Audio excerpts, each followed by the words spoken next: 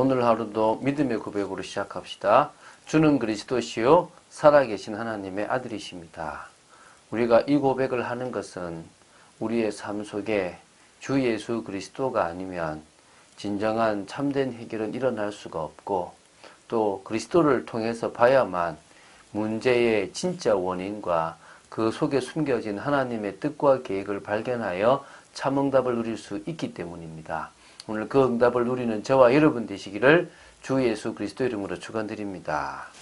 자, 고린도 후서 9장 6절부터 11절 말씀을 보도록 하겠습니다. 어제 우리가 고린도 후서 9장 1절부터 5절을 봤는데요. 바울은 자신이 고린도 교회에 도착하기 전에 이미 고린도 교회 성도들이 연보 준비를 마치기를 바랬고요. 그러기 위해서 연보 위원을 파견한다. 그게 바로 이 파견 이유라고 설명을 했습니다. 이어지는 9장 6절부터 15절까지는요. 8장 1절 이후 계속 해오던 예루살렘 교회를 위한 연보 권면을 마치는 장면입니다. 결론적으로 구제 연보의 바른 자세가 어때야 될 것이고 그것이 주는 유익이 어떤 건지를 언급하고 있습니다. 어떤 의미에서 이제 이 바른 자세에 대한 부분들이 오늘 볼 6절부터 11절이고요.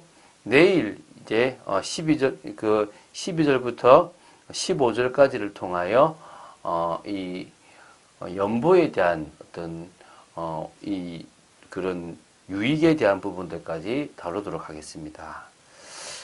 그런 것들을 봅니다. 우리가 생각하는 시간표와 하나님이 생각하는 시간표가 다르지 않습니까? 그렇죠? 어제도 제가 이제 한 분 자매를 만났는데 몇 번 캔슬이 되어졌어요. 그래서 사실은 어떻게 해서는 참 바쁘구나, 힘들구나, 어떻게 이 사람을 도울 수 있을까, 아니면 결국 안 만나는 게 나은 건가 이런 생각들을 했는데 이제 어제 만나게 되는데요. 하나님이 딱 어제 만나야 될 이유들을 그 앞에 만났으면 그것을 이렇게 정확하게 답을 줄 수 없을 상황을 허락하셨더라고요. 그 제가 참 하나님 살아계시고 또 하나님께서 우리의 중심을 보시고 우리의 삶 속에서 우리와 상관없이 당신이 일을 하시는구나를 보게 되었습니다. 이 정말 구제 연보도 또 우리가 교회 일도 주님의 뜻과 계획과 방향이라면 주님이 이끌어 가실 거라 믿습니다. 그래서 이런 부분들을 우리가 알고 우리가 즐거운 마음으로 헌신할 수 있으면 그보다 더 기쁜 것이 없고 더 감사한 일이 없는 거죠. 한번 우리 지금 6절부터 한번 보도록 하겠습니다. 이것이 곧 적게 심는 자는 적게 거두고 많이 심는 자는 많이 거둔다 하는 말이로다. 자, 지금 연보에 따른 보상 원리를 이 파종의 원리로 그 원리 비유를 가지고 지금 설명을 하고 있다고 보시면 됩니다. 특별하게 얘기했던 구약에 있는 말씀은 없고요. 잠언 11장 24절 25절의 말씀과 동일한 어떤 사상적 성격, 어떤 배경을 가지고 있다고 보시면 됩니다. 헛터 구제하여도 더욱 부하게 되는 일이 있나니 과도히 아껴도 가난하게 될 뿐 아니라 구제를 좋아하는 자는 풍족하여질 것이요 남을 윤택하게 하는 자는 자기도 윤택하여지리라 라는 말씀이 있습니다. 이 말씀은요, 연보와 그 보상의 이 양적 비례 관계를 말하는 것처럼 보이지만 원문으로 볼 때 이 내용은 연보와 그 보상의 양적 비례 관계를 통한 연보의 양의 중요성이 아니라 연보에 임하는 마음가짐의 중요성에 대해서 이렇게 지적하고 있는 것입니다. 그래서 적게 심으면 적게 거두고 많이 심는데 많이 거두니까 우리 중심의 마음가짐에 기쁨으로 많이 심을 수 있으면 많이 거둘 수 있다라는 거겠죠. 자, 각각 그 마음에 정한 대로 할 것이요 인색함으로나 억지로 하지 말지니 하나님은 즐겨내는 자를 사랑하시느니라. 참 중요한 말씀이죠. 그 마음에 정한 대로 하면 됩니다. 내가 얼마 하고 싶다. 그것은 내 수준에 생각해서 나온 거지 않습니까? 과하게 내가 어려운데 막 이렇게 의도적으로 이렇게 하지 말고요. 마음에 정한 대로 하면 되는데요. 그 대신에 인색함으로나 억지로 하면 하나님이 기뻐하지 않습니다. 하나님은 즐겨내는 자를 사랑하시고 기쁜 마음으로 내는 자를 믿음 있다고 칭찬하시는 것입니다. 이게 무슨 말이냐면 하나님은 우리의 돈이 필요가 없습니다. 하나님은 우리의 헌신이 필요가 없습니다, 사실은. 그런데 하나님이 당신의 일을 움직여 나가는데 우리의 물질을 이렇게 사용해서 또 다른 사람들이 응답받고 또 그 속에 우리가 또 응답받는 그런 체계를 만들어 놓으셨다는 것입니다. 그래서 그것을 믿고 즐겨내고 주님의 것이고 주님께 드린다라고 내는 그 사람을 믿음이 있기 때문에 사랑하시고 인정하신다고 생각하시면 됩니다. 하나님이 능히 모든 은혜를 너희에게 넘치게 하시나니 이는 너희로 모든 일에 항상 모든 것이 넉넉하여 모든 착한 일을 넘치게 하게 하려 하심이라. 하나님은요, 기쁜 마음을 함께 드리는 자에게 능히 모든 은혜를 넘치게 하시는 분임을 믿으면 됩니다. 그래서 바울은 고린도 교회가 그런 중심 있는 교회이기 때문에 고린도 교회 성도들이 그런 하나님의 은혜가 넘치는 그런 성도들 되기를 축복하고 있습니다. 그래서 그 이유가 모든 일에 항상 모든 것이 넉넉하는 고린도 교회 성도들이 하는 모든 일에 모든 것이 넉넉하여 모든 착한 일, 복음을 위한 일을 할 때 넘치도록 하게 하기 위해서 그런 어떤 진짜 하나님의 은혜가 있기를 바라는 것입니다. 여러분, 우리가 주의 일을 해 나가는데 부족하면 안 되잖아요. 저는 좀 현실적인 목회자라서 막 과도하게 믿음으로 이렇게 잘 못합니다. 그러나 인색하지 않으려고 하고 또 뭐냐면 현실과 불신앙에 묶이지 않으려고 합니다. 믿음의 도전을 하려고 합니다. 그래서 올해는 우리가 어떻게 하냐면 우리가 월세를 낸다는 마음으로 우리가 한 달에 월세만큼의 그런 헌신이 되어질 만큼 기도합니다. 많이 드리고 싶은 거죠. 하나님께 많이 바치고 싶은 거죠. 그럴 수 있기를 기도하고 있습니다. 자, 그래서 이제 기록한 바 그가 흩어 가난한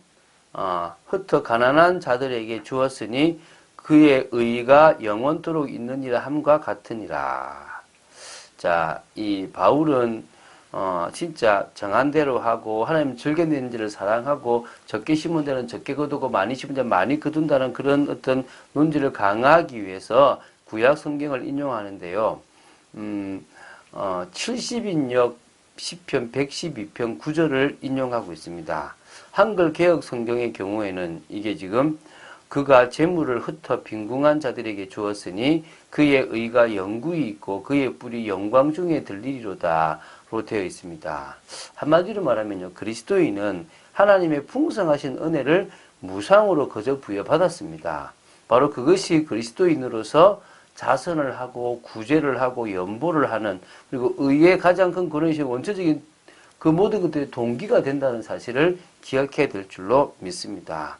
심는 자에게 씨와 먹을 양식을 주시는 이가 너희 심을 것을 주사 풍성하게 하시고 너희 의의 열매를 더하게 하시리니 너희가 모든 일에 넉넉하여 너그럽게 연보를 함은 그들이 우리로 말미암아 하나님께 감사하게 하는 것이라. 이 10절에 보면 구약의 말씀을 간접적으로 한 두 군데 인용했는데요. 심는 자에게 씨와 먹을 양식을 주시는 이라는 말씀은 이사야 55장 10절에 파종하는 자에게 종자를 주며 먹는 자에게 양식을 줌과 같이라는 구절을 이렇게 간접 인용한 거고요. 너희 의의 열매를 더하게 하시리니 라는 말씀은 호세아 10장 12절에 너희가 자기를 위하여 의를 심고 긍휼을 거두라. 의를 비처럼 너에게 내리시리라 라는 이 구절을 인용했다라고 보시면 됩니다. 그래서 이 바울은요, 하나님께서 의를 행하는 자에게 그의 삶을 더욱 풍성하게 하셔서 그 의의 열매를 더하게 하실 것이라는 사실을 지금 증가하고 있는 것이고요. 그래서 이 바울은 이 부유함과 풍성함의 경험이 자선이나 구제의 행위에 선행하고 있음을 여기서 지금 말하려고 하고 있습니다. 자, 다시 말하면 부유함이 너그럽게 연보하는 것에 먼저 되는 것이고 그 일체의 부요가 하나님으로부터 나왔다는 사실을 분명히 드러내려고 했다는 것입니다. 그래서 우리가 하나님의 은혜 속에서 믿음으로 말미암아 드릴 수 있는 것이 진정한 연보고 헌신이고 또 구제라는 것입니다. 기쁜 마음으로 드릴 수 있는 여러분 되시기 바랍니다. 우리 사실은 이 땅에서 아무것도 안 가져가도 돼요.